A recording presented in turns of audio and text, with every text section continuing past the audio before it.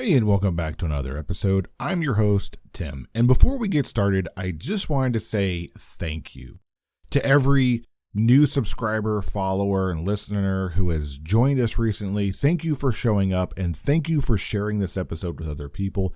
You're tremendously helping this show grow. So thank you. Whether you found the show on Spotify, Apple, YouTube, or during a casual scroll on LinkedIn or any other social media, your support means more than you know. If the show has been valuable to you, take a moment to subscribe, leave a review or comment, and share this episode with one leader who needs it. And this one is going to be a good one. And I am sincerely grateful for you to be a part of this show. So thank you. And for today's topic, we're going to be looking at two psychological forces that sound something like they're pulled out of an ancient story. Yet they show up in the middle of your team meetings, your one-on-one conversations, and your everyday leadership. They can be the reason why your people rise or the reason why they shrink. This is called the Pygmalion Effect and the Golem Effect. And here is the simple truth at the center of both. What you expect from your people is what you will get from them. And I see this all the time. Not because of luck, not because of talent, but because the expectation you carry shape the way you treat them. And the way you treat them shapes how they perform. We are going to break these down, look at real examples, and by the end, you will have a 3-step system that you can take away to use to activate the Pygmalion Effect and keep the Golem Effect from taking root into your team. This is Tim Staton with Tim Stating the Obvious. What is this podcast about? It's simple. You are entitled to great leadership everywhere you go, whether it's to church, whether it's to work, whether it's at your house, you are entitled to great leadership. And so in this podcast, we take leadership principles and theories and turn them into everyday, relatable, and usable advice. And a quick disclaimer, this show, process, or service by trademark manufacturer, or otherwise does not necessarily constitute an implied endorsement of anyone that I employed by or favors them in representation. The views are expressed here in my show are my own expressed and do not necessarily state or reflect those of any employer. Now, let's start with the one that builds people up. The Pygmalion Effect comes from a Greek story about a sculptor who carved a statue so beautiful he began to treat it as if it were alive.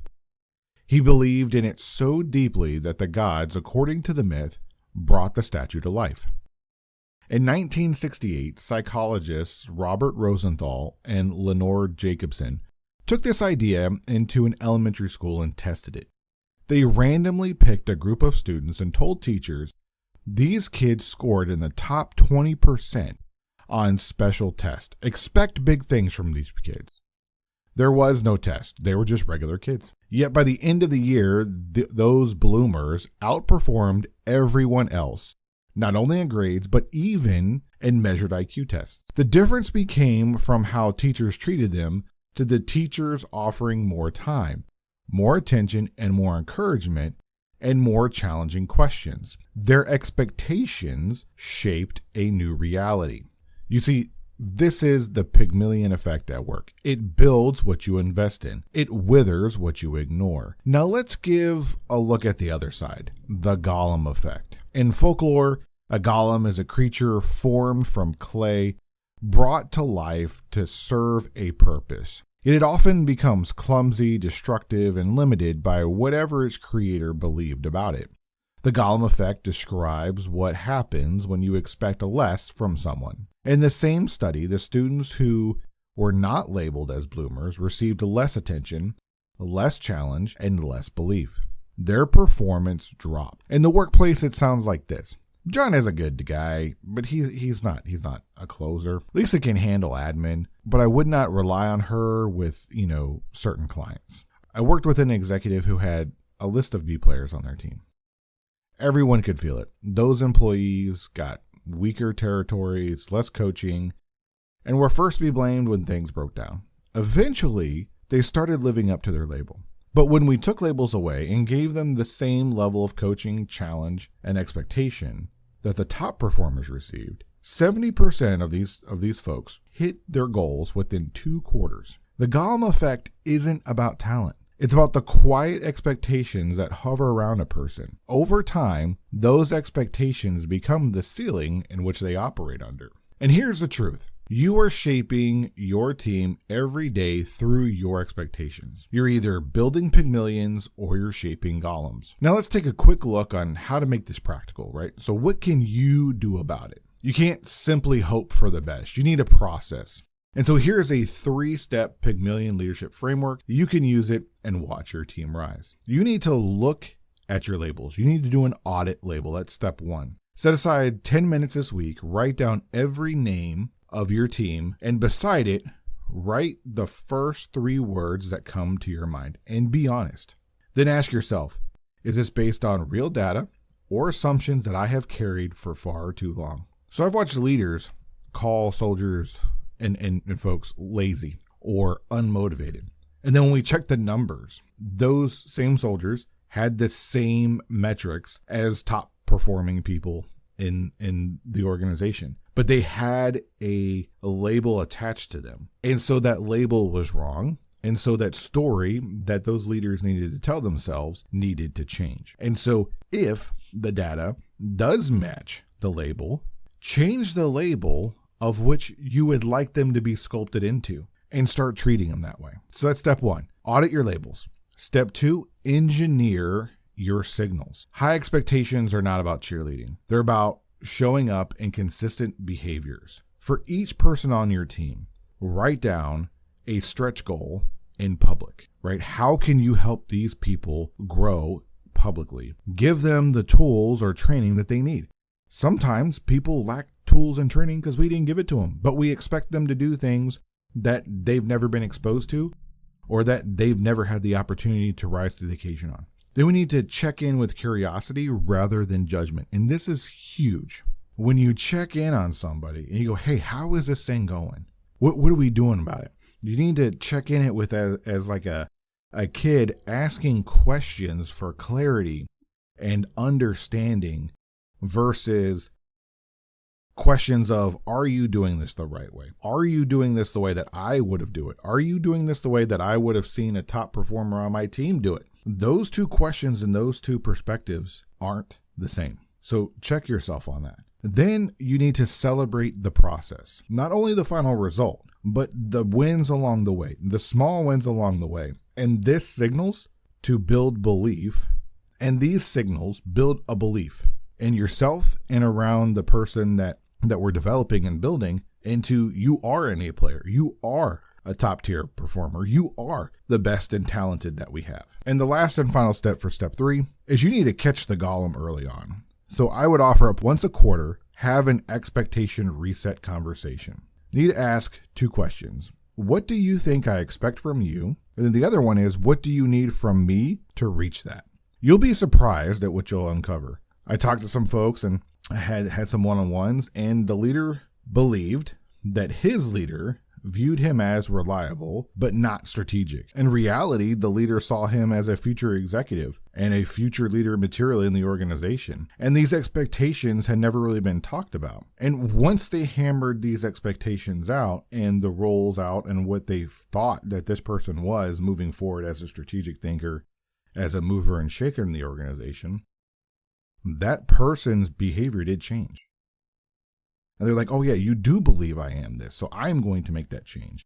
We had this conversation, and we're easily going to be able to fix this and remedy this. So that's like a really good example of how we can catch the golems early on. We don't need someone out there thinking that we have a different expectation of them than what we actually really have, because then that creates the golems. So to do a quick recap, we have the Pygmalion Effect, which is higher expectations create higher performance out of folks. You have the Golem Effect, which is lower expectations becomes their limit. And in your toolkit right now, we gave you the ability to audit your labels and do like a self-assessment of how you view you and your team and where you expect them to be, and how you can engineer signals along the way that show people that, no, I believe you're a top tier performer. I believe you are going to be a mover and a shaker in this organization.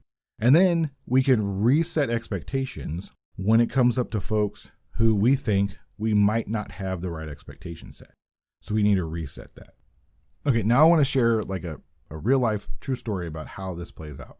I once had a soldier who was brand new to the organization and who was struggling with a lot of different things. And this soldier was a private. And I remember one day walking into the building, and this soldier had a beanie cap on his head and was asleep at his desk. And in the room, there were E4s, E5s, E6s, and an E7, a sergeant first class, in the room. And they all were just letting this soldier sleep. And I walk in the door, and I was kind of dumbfounded on why, one, he was wearing a beanie cap, and he was asleep, and all these people were in the room. It didn't say anything to him to wake him up or to hold him accountable or to do anything. So I woke him up and said, hey, listen, I understand you're new. We PT hard. You might be tired. Go get an energy drink, go get a coffee, get up, walk around, drink some water, do something. You can't be sleeping at work. It's not acceptable behavior. And then I talked to the E7, and we had a come to Jesus moment, right? Where that behavior is not accepted, and we're not going to tolerate that behavior from folks. And he told me, he was like, you don't understand, sir.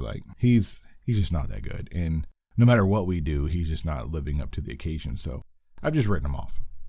Then over the next several weeks, he started going to behavioral health to get out of showing up to work, to get out of going to PT in the morning, to get out of things that he didn't want to do. He found a way to shirk all his responsibility, because if you go to behavioral health or mental health, it's during that time frame, you couldn't keep a soldier from going to mental health. And if you held somebody accountable for showing up to work, you'd get in trouble. And it just wasn't really a good environment and time in the Army for certain things. And so it was interesting that I eventually pulled the soldier aside and I said, what is your end goal? What do you want to do here? Do you want to continue to serve, or do you want to get out? And he told me, he goes, I don't want to be here. I want to get out. You wouldn't let me go do one thing that I wanted to go do, which was singing this choir thing. And I was like, well, look, you join the Army to do computer stuff. You're going to do computer stuff. We're deploying. You're not going to be able to go sing. That's a nice to have, not a need to have. And I need you to be fully engaged so that way we can deploy together and be successful. He goes, yeah, I'm just not feeling it. I don't want to be here. I want to go. Oh, okay. Well, you don't want to be here. You don't want to go. I'll help you out with that. So I told him, I said, here is my expectations of you. You're not going to report to any NCO anymore. You're going to report directly to me every single day. And I'll tell you what you need to do, and then I'll let you go to, your appointments. And then we'll work with them on making sure you have the mental evaluation you need in order to get out. Now, don't be surprised if you get out with a discharge that you don't like, but I'll help you, get out of here. And so he agreed. So I said, okay, first thing, show up at 6 a.m. in my office in PTs so I know you're alive. And he goes, okay, sir, I'll do that. So he showed up for 6 a.m. And then he's like, hey, thank you for showing up. I really appreciate that. If you don't mind, I need someone to work out with because we have an uneven number of folks. You mind working out with me today? He was like, no, I'll work out with you. So we worked out and we had some conversations, got to find out his background story, a little bit more about him as an individual. And then I said, okay, I'll see you at 9 a.m. Go wash up and then be in my office at 9 a.m. and I'll tell you what you need to do. And he goes, well, at 9:15, I have my appointment. I said, that's fine. It takes you 10 minutes to get there. You'll have 5 minutes with me. 9 a.m., show up. So he showed up at 9 a.m. I said, okay, great. Thank you for showing up at 9 a.m. You can go to your appointment. And then said, and when you're done, come back here because I have some things I need you to do. And he asked me, he goes, well, what do you want me to do? Well, I have some special projects for you that only special people get to do. So if you don't come back, you don't get to do these projects. And I'm going to write down that you failed to report, which is another thing that you wanted to do so I can help you get out of the Army quicker. So I'm giving you opportunities to fail. And he just kind of looked at me and goes, well, what do you want me to do? Well, I need you to do something with the general and his staff and all this other stuff. But don't worry, just don't show up on time. I'll write it down and we'll get you out of here. And he said, okay, sir. And he went to the appointment. And immediately after his appointment, he came back, which I was surprised that he even came back. And he said, hey, sir, I'm here. What do you need me to do? I said, I thought you wanted to get out of here. He goes, well, I do, but I'm also interested in what you want me to do. Okay. I need you to get the serial numbers off of everyone's computers and everyone's phone, and then ask everybody in that office politely what issues they're currently having, and then tell me. And he goes, oh, okay, I can do that. So he coordinated with the secretary and when it was a good time and everything else, and he got the simple task done, whatever all needed to get done. He came back and he told me all the serial numbers and everything. Did 2 standard, no issues. I said, okay, well, that's all I need you to do today. You can go to your room. You're released for the day. He goes, that's it? I'm like, that's it. That's all you need to do. Don't do anything else. I'm good. See you tomorrow, 6 a.m. We'll do PT again. So we started doing this every single day for about a month. And then I found him over with the other soldiers when I didn't give him specific tasks to do, but I said, you still need to be in the area, and I need you to read something. And he started reading through the standard operating procedures of the different processes that we had, and he started looking into all the other technical aspects. And he started asking other soldiers questions. Long story short, he ended up being one of the best soldiers we had, and he ended up, getting promoted and moving on and doing great things. I said that not because of anything that I did, other than I shaped the expectation of him, I expect you to do things, and I know you can do them, and I'm going to give them to you in a way that you can. And I told him, I'm giving you special assignments. And those special assignments led to him having a mentality of, I can do this. I am special enough to be here to show up to work and do the things I need to do. And when I don't have these special things, I want to be part of the team now, which also were high performers. And all of that is contagious. When we write people off early on and we apply that Golem effect to them of like, this person is just not showing up. They're just not good. We just kind of let them do whatever. He'll serve his time and we'll move him on. Now, that does nobody any good. It doesn't do that individual any good. It doesn't do your organization any good. And there's really nothing that you can do to overcome that other than shaping them into the Pygmalions that we want them to be. So, all right, so here's what I want you to do this week.